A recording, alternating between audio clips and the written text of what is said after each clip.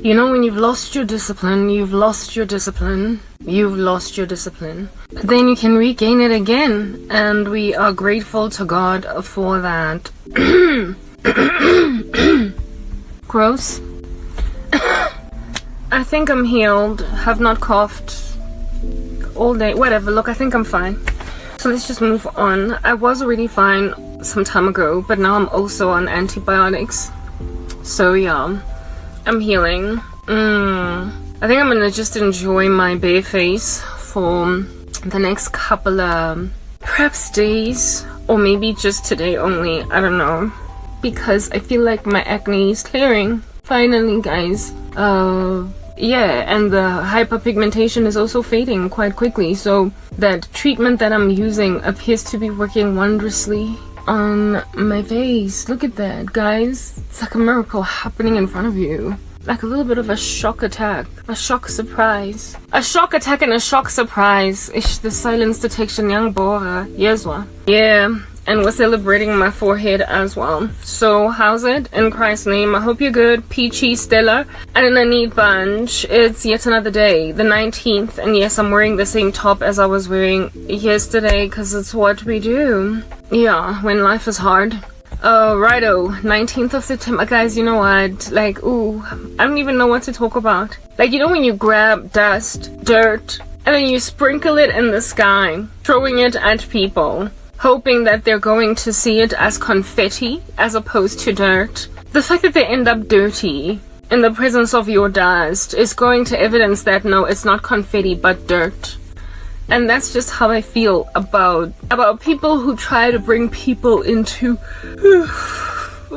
yes, that was a yawn. People who try to bring people into their lives using witchcraft. It's not confetti to celebrate presents.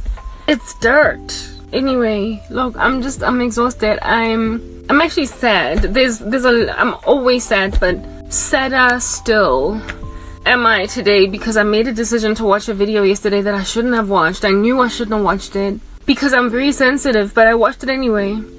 I watched it anyway on YouTube.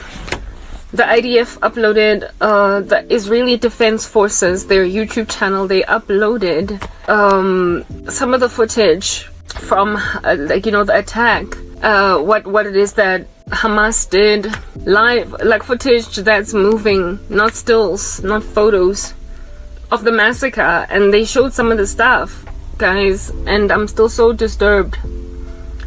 And I believe Israel's doing this because they are aware anti-Semitism across the world is a thing.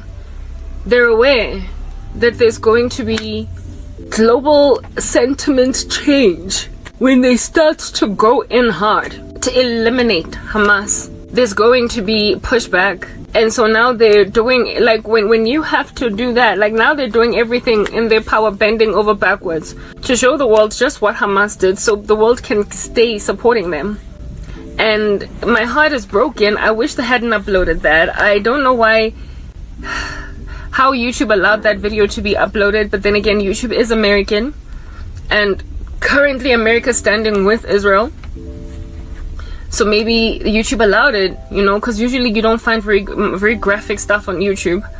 You could find it on Twitter, but not YouTube.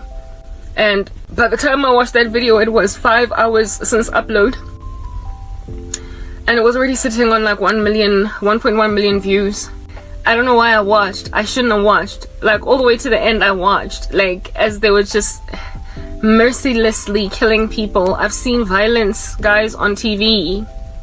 I have seen violence in movies, but there's something about the fact that it's a movie that makes it better, because you know that it's not real. The people are still alive, but when a person just drops dead, like on their face, because they've been shot from the back, and they died that suddenly, and it's real, it really happened, it just loses. Yeah, so I wish I hadn't watched it. It's been disturbing me, and for me, it's like, why does Israel have to do that? Why do they have to say to the world before they even do the ground invasion in Gaza, before they even go in to try and eliminate Hamas, weed them out like the rats that are roaming around in the pipes, why do they have to first prove to the world, shock the world. Enough for the world to say, okay, go in. You need to eliminate this risk. You need to eliminate this threat. I mean, initially they told us that Hamas beheaded babies. They're not in the business of lying. Islamic terrorism is what it is that historically has been one to proliferate propaganda that is untrue in order to make the world favor them, because they're violent and gratuitous. So they have to pull these tricks. Israel is not one to lie and just, manufacture misinformation. That's the immaturity of Islamic jihad. That's what they do. That's what they do. So when the authorities in Israel released statements along the lines of the fact that babies have been beheaded, women, what is this? Babies have been burnt. People have been massacred. There was no belief. They've been burned in their cribs as they sleep, alive. And the world was like, no, this did not happen. Why would Israel lie like that? They're not one to do that. But, when you want something to be true about someone, I've come to learn, even though you know their character, just so you can be favored, supported, being wrong, and just so you can make yourself feel better about hating someone that has not had it coming, you will believe some of the most grandest of accusations coming their way, just to proliferate your narrative, because your case is not strong. So Israel had to release the footage. They first just said it on some, Hamas did this. They thoroughly killed babies in their cots. They burned babies. They mutilated bodies. They tortured bodies. They beheaded babies. And the world was like, oh please, you're making it up. Something that Israel they just don't do that. That's Islamic jihad stunt work. That's what they do. Because they gotta, in order for anyone to support them at all, because they're that violent, they gotta create a very strong case for why people need to still stick with them. But Israel didn't have to. Theirs is already done case. It's a done case, guys. It was an attack on them, a terror attack on them that was very clear. But because it's Israel, they had to release very disturbing footage of burnt corpses of babies, of beheaded, decapitated babies. They had to release footage of burnt bodies. They had to show it actually happened, because just merely, and whatever videos were uploaded that were decent enough to be shared on news networks and YouTube, that wasn't enough. There were still riots across the world. People still rose up, woke up in the morning, got out of their beds, did a pro-Hamas protest in the streets, and knowing that eventually people are going to turn their backs on them. Israel then went in advance yet again and uploaded footage on YouTube that is so disturbing. They didn't have to convince me. They didn't have to tell me twice. I already stood with them, I believe. But because I'm following this stuff and it keeps on getting recommended to me, and it was the official IDF YouTube channel, I watched it. I knew that I shouldn't have, because the warning was there. It's graphic. The warning was there, and I still went in.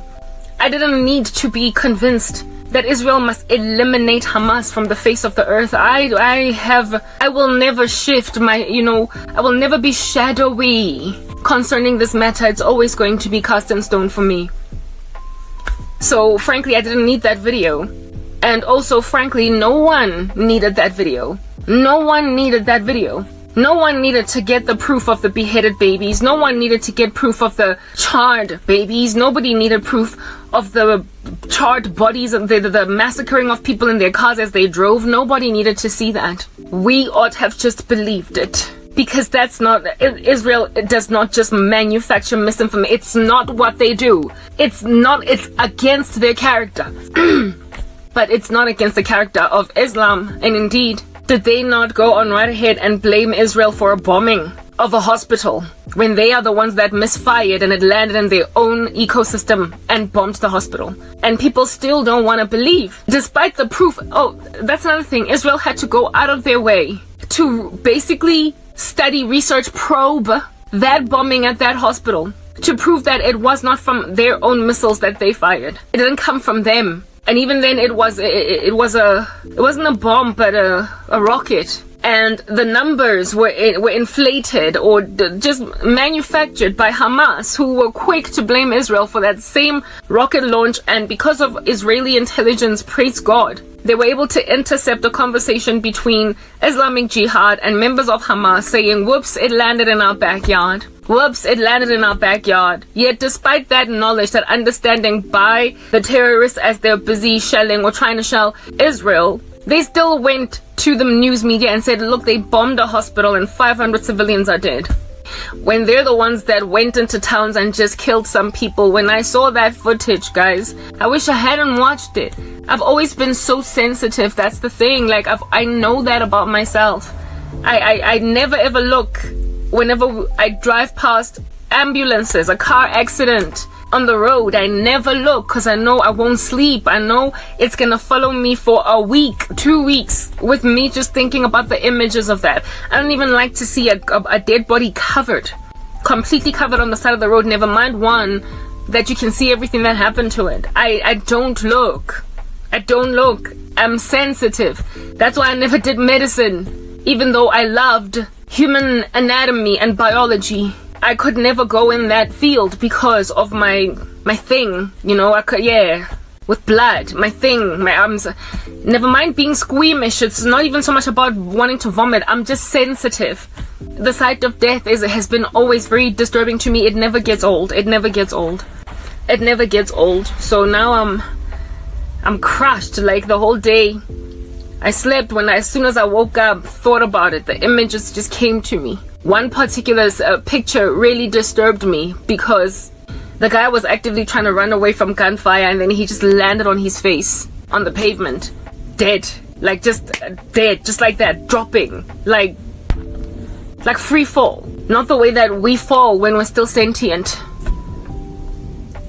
When you trip over a stone, you know, your hands sort of kind of go in places so as to minimize the blow when you get to the ground. That's the fall of a person that is alive. And I saw a person falling after being shot that was, you know, not even thinking about landing properly because they were already gone before they got to the ground. And it just, I can't, like, I'm sorry to describe even. I shouldn't be doing that. But it was just very graphic. It was just how he fell on his face as he was running and how still he was when he got on the floor. Like, no movement, nothing. I was just like, whoa. Like, yeah. Okay. And then seeing the blood coming out and pooling around his head. They managed to get to the head. Gone just like that. That's a person. That's some of the footage that has been shared. I don't even know if that stuff is still on YouTube, but I don't think they'll bring it down. If it was any other YouTuber uploading that content, they would bring it down. But this is a political move, and the US is allied with Israel, so they're not going to bring it down because YouTube is an American platform, and they've allowed it for political reasons to help the case of Israel along in their fight. So it's going to stay.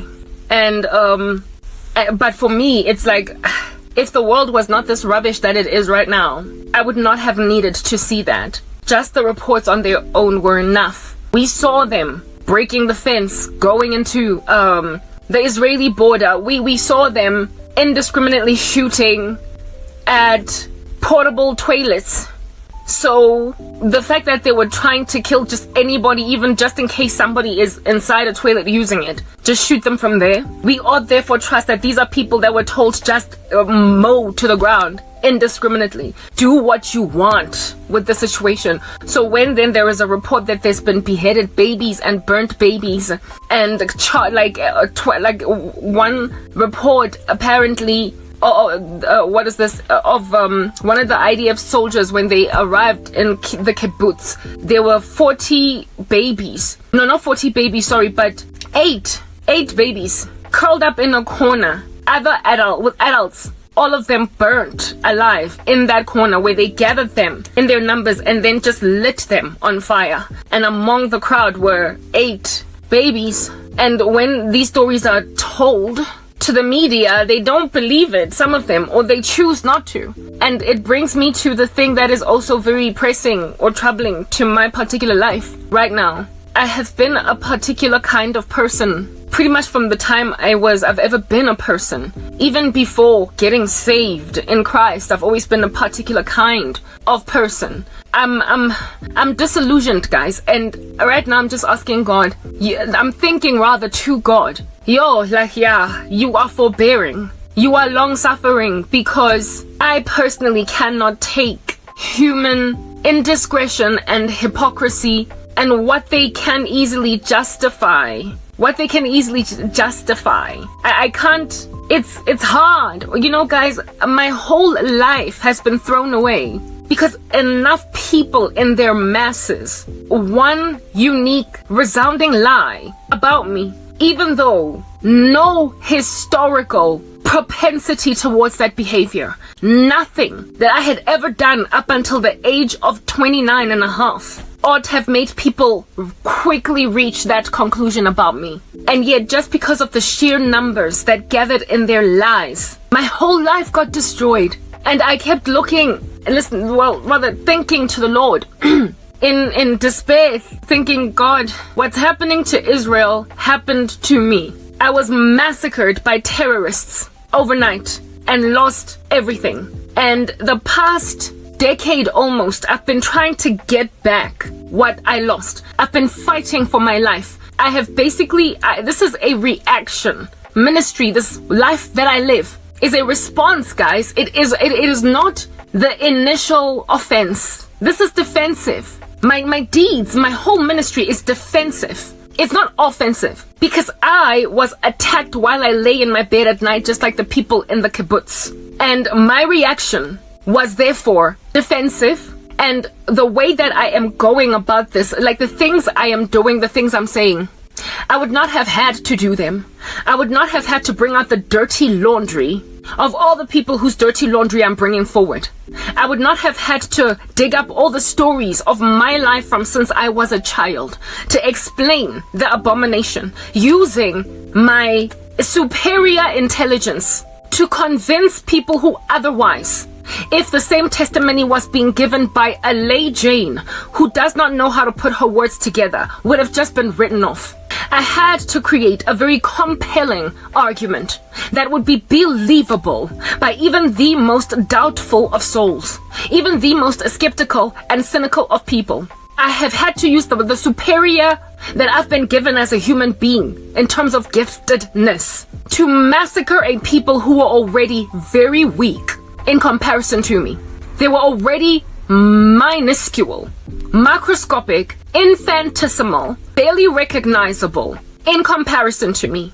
It would have been the act or the work of a bully if I had offended them, apart from in and of myself being attacked first. Because frankly, I had grander arsenal. I had more weapons at my disposal. I was frankly way more gifted, way more talented, way better spoken, way more able to piece together an argument, way more informed, way more given than all of them.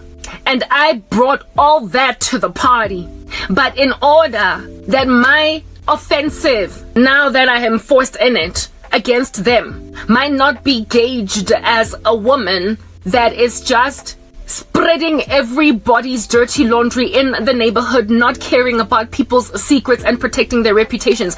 In order that I might not look like that, I have had to provide so much freaking data. I have had to provide so much evidence to prove that what I'm doing is absolutely necessary. Because if I don't do it, just like in Israel, there is no guarantee that that would never happen again, that that would never slap their backyard again, that they would not one day wake up with 1,300-400 more of their civilians dead. That this won't happen again. They have to eliminate Hamas from the face of the earth. And unfortunately, there will be casualties in this particular war. Collateral damage, do you understand? And in order for Israel to justify doing this, in order to help them to help the world not turn their back on them, period.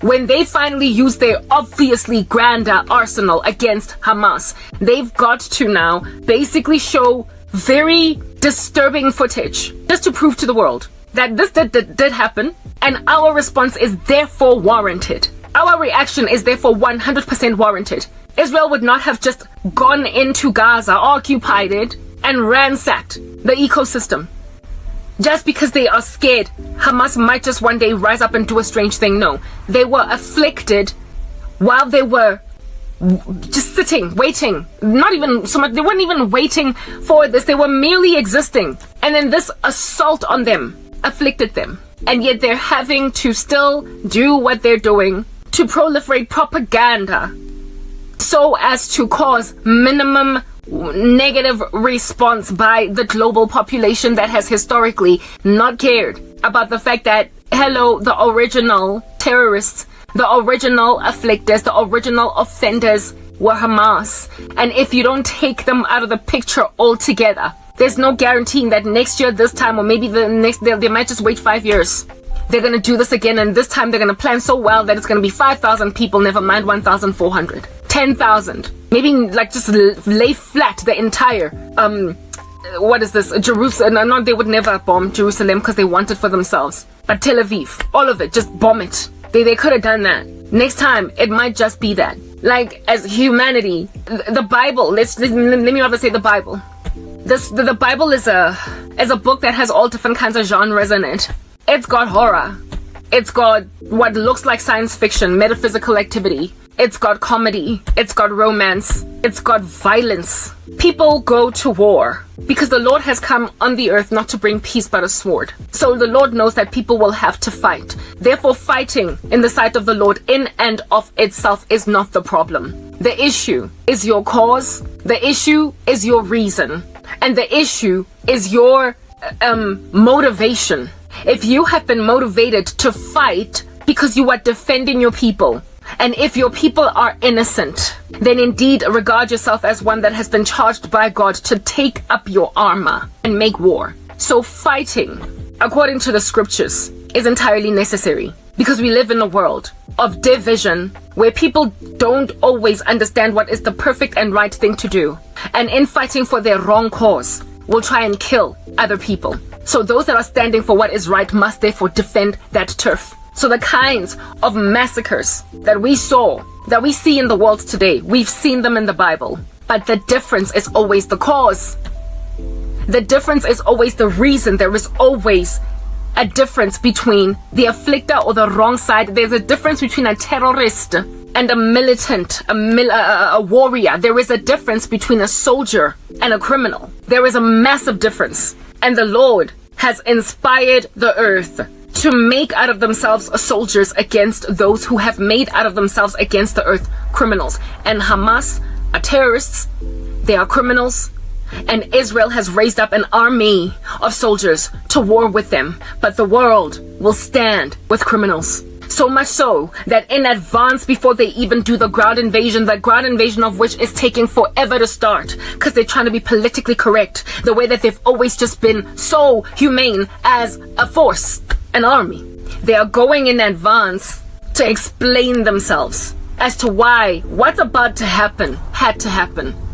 Israel is aware of the thing that it has, basically the war cry, the pep talk, whatever you want to call it, that has been spoken to their soldiers, the climate, the heart of the soldiers on the ground is of a particular stature right now. They know what they need to do, and there is a resolve. However, there is also just an unspoken understanding, maybe spoken, because some people have already speculated into this regard, that the resolve that the soldiers have, they need to calm down with it. They're going to get to a point where they have to calm down.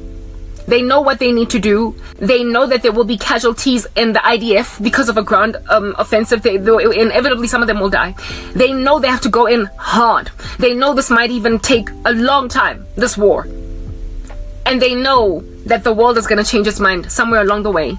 So now they're preparing all of us for this thing that is coming. They keep on explaining, look, I'm about to go in and do some pretty heavy damage inside Gaza. But this is why. This is why, guys. This is why. They are showing us images, footage that is so disturbing that some of us are like, but I didn't need to see that. It's unfortunate curiosity killed a cat, because now I'm like a dead cat. I was curious and I clicked on a video that was very, very disturbing.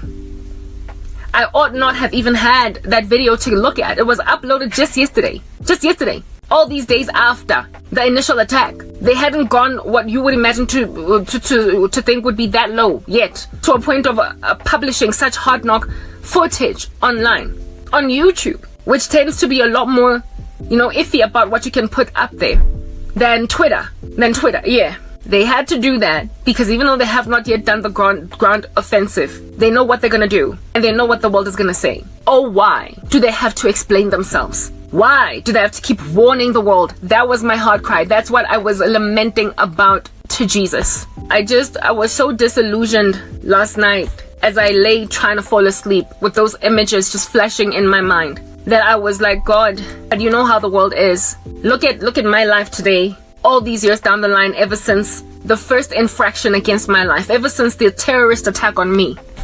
Look at the way that I'm living. And the reason why I'm still living like this is because people, after I was obviously massacred, having done nothing wrong, preferred to rescue what they imagined were the majority of people that stood to fall apart because of my case. Because according to them, I was just one person. I already mentioned in the previous segment of this video, without being poked and prodded away at, I have always just been an adversary you don't want. Yeah. Because of the suite of giftedness that I have got. I am not easily entered into arguments with. I am better as a friend than an enemy. And it's been like that all my life. And despite that being a thing, people picked a war with me in bully mode, albeit being minuscule, like little figurines in their numbers. And they did an offensive that was so afflicting that now I am literally still recovering a good almost a decade later. It's been 9 years. However, they did this with the knowledge of the potential for their destruction. Should I get justice, as indeed justice is truly justice? They knew there isn't a single person that was not aware of what would happen to them if I got justice. In the run-up to afflicting me, the information was at their disposal, just like with Hamas. They were gonna go and terrorize Israel. Okay? Knowing that as the small little terror group that ain't got jack on Israel, that they stood to be blown to smithereens. Smithereens. So what gave Hamas that bravado to do that in Israel? Likely Iran, likely Hezbollah, likely basically just Iran, the head of the snake. They could not have just done this without planning through Iran. They had to have known of a big brother, a big daddy, or whatever you want to call it, some force that had the ability to make war with Israel in a way that would almost be, cause a neck-on-neck battle, as opposed to, one where we're literally dealing with 10 Goliaths over one David. I mean, Hamas very likely was a decoy. Like, the Bible says that just like a person poking and prodding away at their nose, and so therefore causing a nosebleed, so too is a person that stirs up contention, a person that just starts a fight. They're like an individual that just messes with their nose until it bleeds.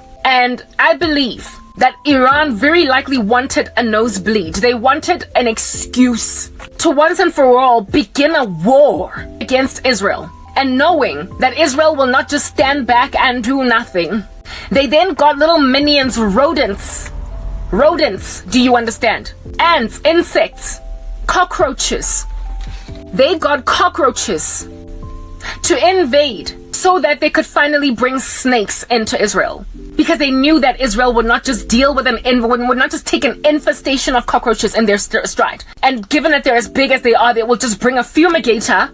However, with that fumigator going into the building, they then would be justified to defend the cockroaches that are in a building that was sent by the snakes. So I feel as if though Iran wanted to start a war with Israel, knowing that it might be long drawn, knowing that it might take a very, tumultuous global situation just to finally deal with Israel.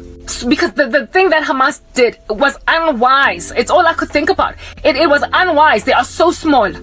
And indeed, Israel is at the border of Gaza, trying to do a ground invasion, a ground incursion, and Iran is saying, if you go in, we're going to convert you. We're going to basically cause an earthquake. Just a threat that we're going to send so many bombs that your land will shake.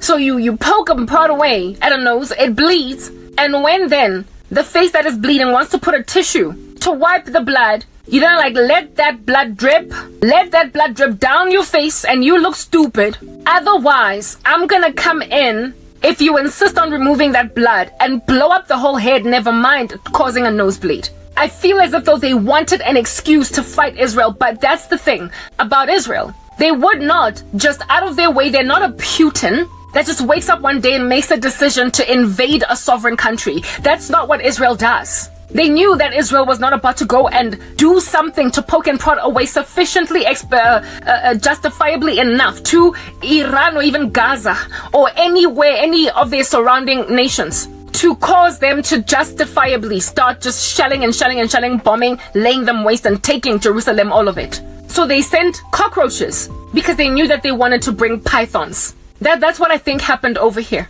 And a similar thing happened with me years ago. Yes, I'm minuscule, just one person, nothing of me matters apparently. But according to heaven above, not even a single hair on my head will perish. So I guess we get to find typologies to our own lives in what's going on with Israel. Because they're the apple of God's eye, as are we as Christians. And the way that people just attack us gratuitously is in order that wars might be spurned up from the ground in our lands that would justify their retaliation against us when we were in defense of ourselves. That's why we even went to war in the first place. Israel said that this war, that Hamas started it, but they will finish it. And Iran is seriously thoroughly thinking, not on my watch. I don't think it was wise even on the part of Iran, because nobody is ready, not ready enough. Lebanon is not in any economic position, its stability's political, socio-economic position to fight this war. Indeed, Israel has told them that if you shell and bomb us and keep on acting a fool where we're concerned, you are going to be reverted into a desert wasteland and we are going to decimate Damascus. And indeed, it's been predicted in the scriptures that Damascus is going to end up a ruinous heap. So while we understand that the scriptures are being fulfilled, my qualm and my biggest issue that I'm taking to God right now is, Lord, but you know how these people are. You know how they are. They know what they're fighting with. They're not dumb. They're smart. If anything, they're very intelligent. So when they come against Israel, they knew that Israel would react in this way. My question is, will you be so patronized by these plotters and schemers?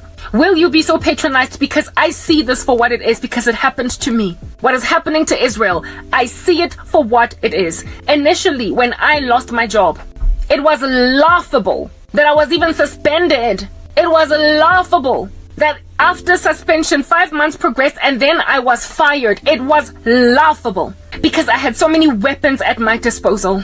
But here I am 10 years later, almost a decade, having been wiped off the face of the earth altogether. So what would the equivalent or tantamount of a Hamas terrorist have been leaning on to pull the rug under my feet in the first place? The fact that a bigger organization would be so corrupt, do you understand? That it would stand with an obviously wrong person and then threaten my future, my whole future. If I dared say, all I gotta do is defend myself, I never would have gone to war with you.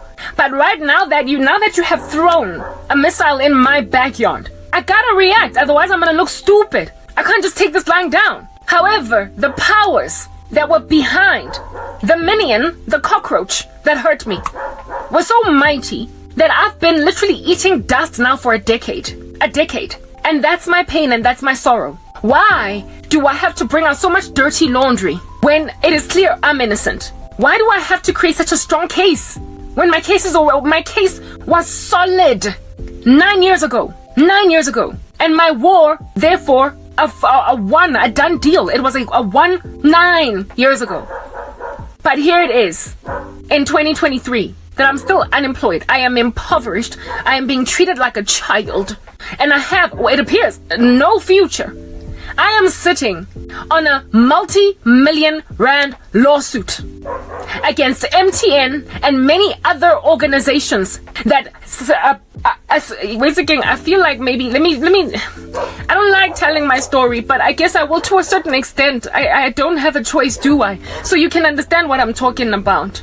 Oh, guys, God have mercy, help me, what is this? Help me to relay this story, because it just, like, I am concerned that we are still going to be in a long haul, and there are going to be surprises that are going to come to us that we never expected. There is so much confidence at present in the body of Christ and in Israel that this is a done deal. They're going to win it. They just need to, however, go in, do what they need to do.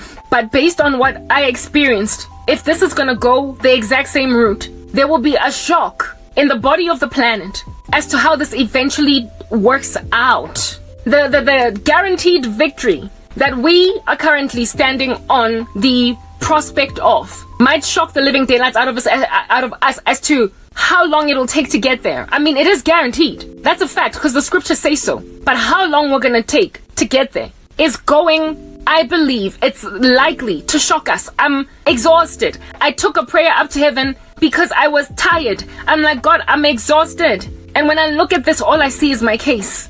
All I see is my case. A person with a strong case. The evidence is in favor of them, damning of the enemy. And yet there will be so much opposition that is foolish, lacking wisdom, gratuitous, and yet strangely supported, that Israel is going to struggle to get its final result in this war because of global betrayal. Global betrayal. Like, I can just see it. The first speculation in this regard, I made it about 2 days ago, and I was saying that there is no way that the US of A can persecute me like this, with all of their shadow banning and afflicting of me, targeting me just because I'm a Christian, and stand by the side of Israel. Because if you're chosen by God, you will always have opposition. And as lukewarm as America is, it will inevitably manifest demons against Israel. And so switch up on it. That was the first such half of a speculation unto that end. And as I am observing what the IDF is having to do, just to let people know, to convince them as to why it is important that they should even do this ground invasion, is for me unnecessary. It's a done deal. If at all the world was fair and not corrupt, and those looking at the situation of right mind, there wouldn't even be a disciplinary hearing. There wouldn't even be a meeting.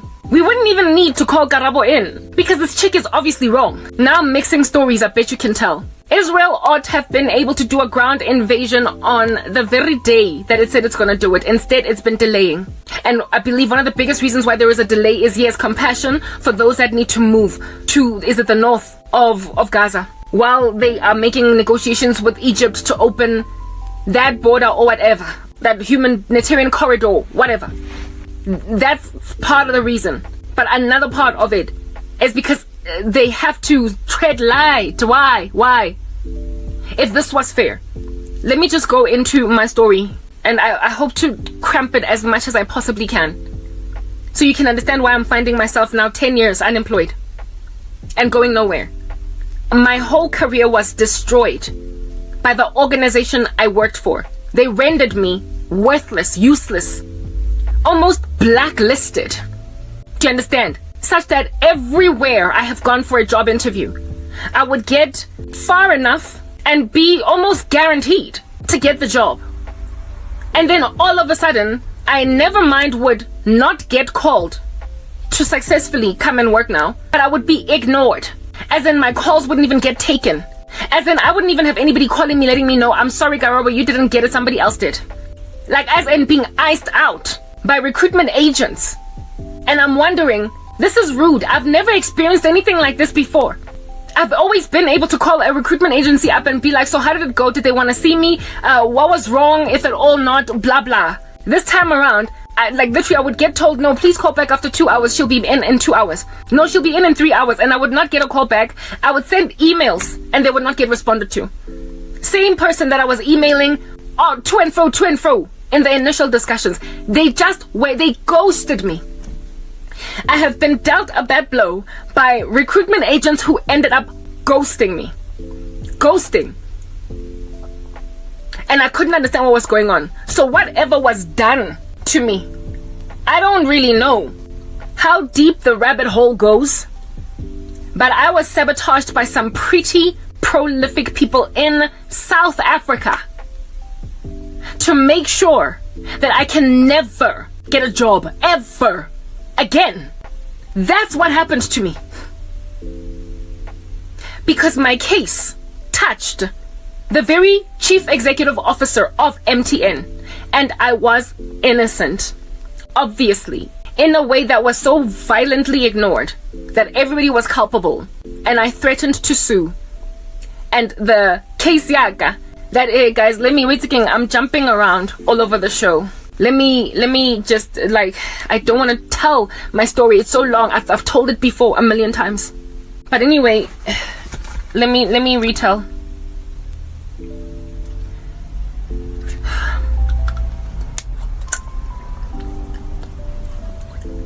Oh God, I don't have time for this. I'm gonna try and squeeze it in half an hour proper. I don't want to labor. I don't like to recall these details. I really don't.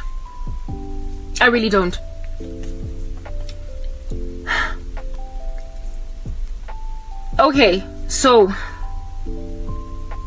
I was a project manager for MTN during a time when the company was restructuring quite a lot. The organization itself was no longer the beast it used to be. There was a time when people were just getting its product no matter what, because people had need for telecommunications services, and it grew itself. It grew itself just from sheer demand. But then after perhaps just over a decade of the organization, or maybe 2 decades of the organization doing so well without even trying, right? Without even trying. The market started to get saturated by all different kinds of other entrants into the market that were smaller, even bigger.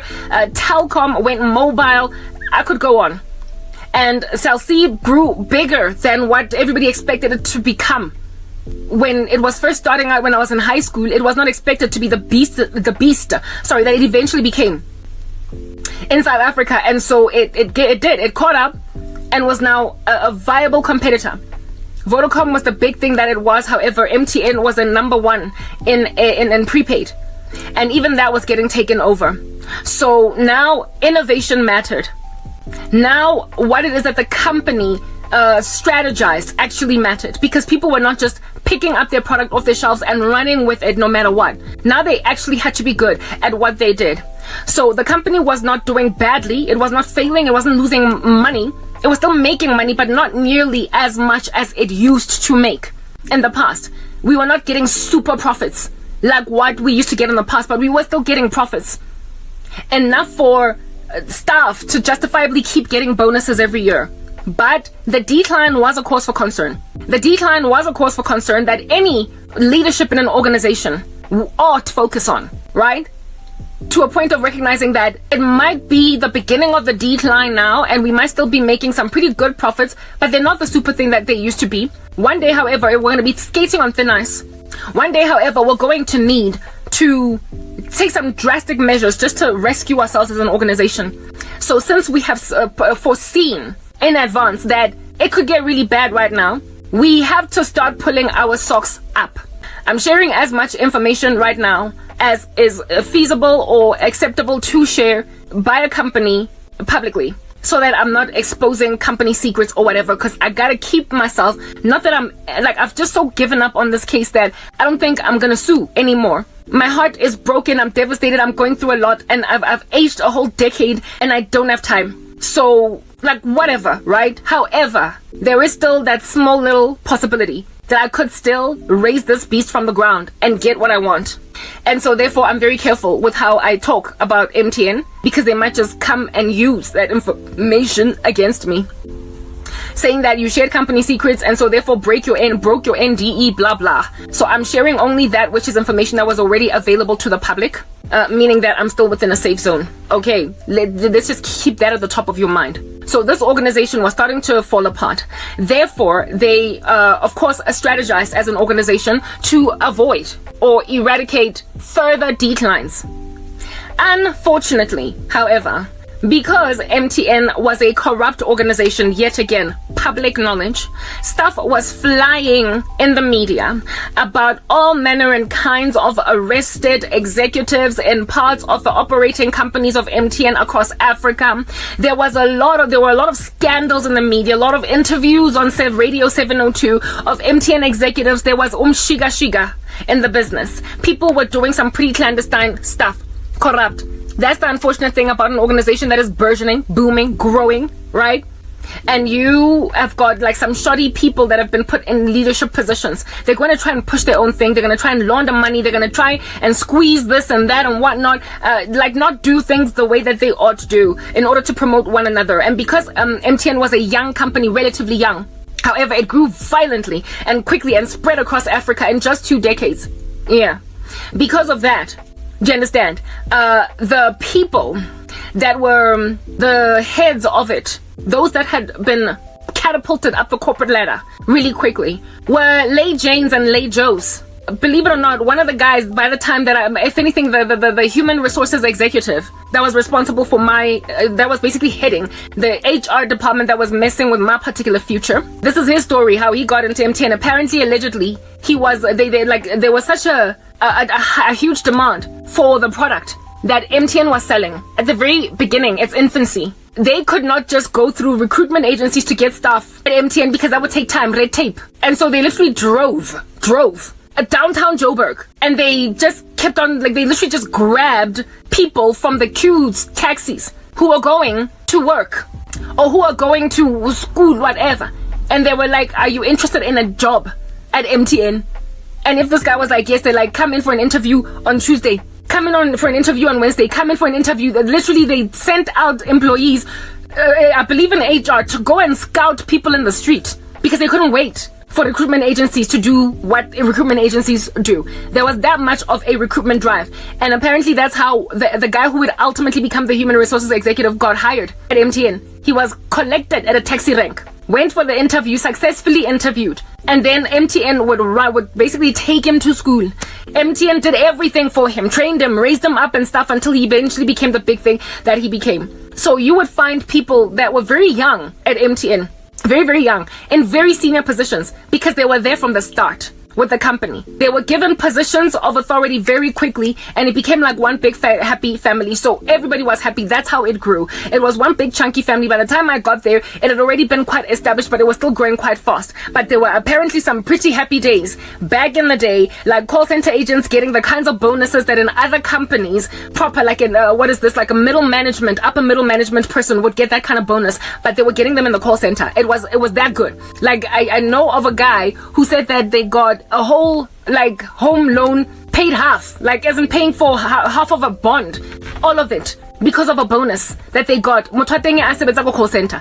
That was what was apparently MTN in the very beginning days. Okay, again, public knowledge, not sharing anything secret about the company. Very well. So I was working for that kind of an organization. When you are growing that fast and the demand for your product is that hard knock, sometimes you will not have time to train up staff. You will not have time to do processes properly. You will not have time to basically raise up a company the way that is, on the straight and narrow. And people's skills will also be lackluster in comparison to people in similar positions in other organizations. So their business analysts were not that experienced. Their project managers were not that experienced. Their the IT professionals had to be experienced. They had to be trained well because they had to be good at what they did, because that was the key competency of the organization. But everybody else was just winging it. Thank you very much. That's the word that I'm looking for. Everybody else else was just winging it in that environment. So because everybody else was just winging it, innovation and pioneering strategy in terms of basically taking the company in a very futuristic way, where you're forecasting for like 50 years, for like 40 years from now, 30 years from now, it was lacking. People they were studying while working there and growing with the company. So the experience of a person that, the experience of a person that has grown organizations, that has seen processes, that has put together processes to run a company, and also strategizing to make it creating a competitive advantage essentially for the organization. They were kind of new, fluffy, and not only fluffy but not experienced enough. They had not seen enough flames, because everything they were doing was just working. The product was selling itself. They did not need much marketing. They did not need much strategy, because their product was in such high demand. Cell phone uptake, telecommunications uptake, the ICT space was burgeoning at the time. It was the season of the dot-com boom. It was that time. So literally this was an industry that was just selling itself. And with Vodacom had market share. It had market leadership dominance in postpaid contracts, okay? While MTN was it was a beast with prepaid, because it was the first on the market to offer people prepaid. Yeah, like they were the first to offer prepaid, as in buy data and then be on the phone. And Vodacom had become number one in the country for offering cell phone contracts, right? But then there was a market, of course, for people who did not want to have to be on contract. They just want airtime. They just want a SIM card that if it runs out of airtime, it runs out of airtime. I don't get billed at the end of the month. I don't have to do whatever. Yeah, that was its a competitive advantage. So it was able to grow alongside Vodacom very well, because Vodacom was postpaid mostly, and MTN was prepaid. But then MTN developed a postpaid section, indeed, just as Vodacom also developed a prepaid section. And so they were competing in this regard, but MTN maintained a market dominance in prepaid, while Vodacom in postpaid, right? And then Cell C came on board and was also doing both things. Then there was, of course, less market for MTN and less market for Vodacom, etc. The more entrants into the market, I guess the stiffer the competition, of course. But they were still all burgeoning violently, because the demand in the country, demand in the world at large was that spectacular. Plus MTN was wise in its African strategy, in that it rolled out its service offering to Africa, the rest of Africa. And so there are a lot of African countries still to this day that use nothing but MTN. That's what was happening at that time. So the company was it was number 2 in South Africa, but in many African nations, it was number 1 and the only telco provider in that ecosystem. That's how it became a beast. Again, I'm sharing public knowledge.